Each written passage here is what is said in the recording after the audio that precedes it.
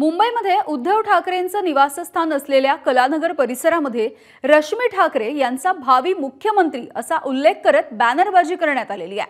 23 September म्हणजे सोमवारी रश्मी ठाकरे यांचा वाढदिवस आहे आणि याच निमित्ताने युवा सेनेनं पुढच्या मुख्यमंत्री रश्मीताई ठाकरे असा मजकूर लिहिलेले हे बॅनर लावलेले आहेत आणि इथला आढावा घेतलाय आमचे प्रतिनिधी सत्यम सिंह यांनी।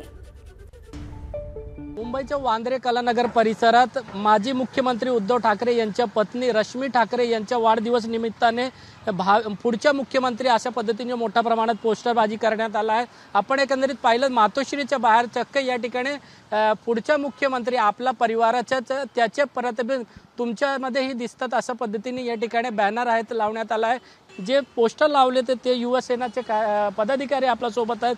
सर काय सांगाल, कशा पद्धतीने एकंदरीत तुमची भावना, तुम्ही चक्क पुढच्या मुख्यमंत्री असा ताईंचा उल्लेख केला?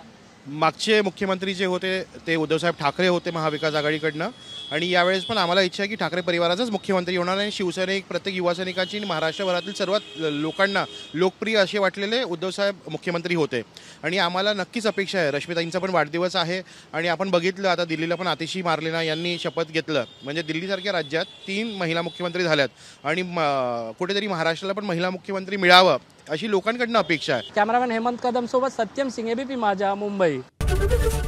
एबीपी माझा, उघडा डोळे बघा नीट।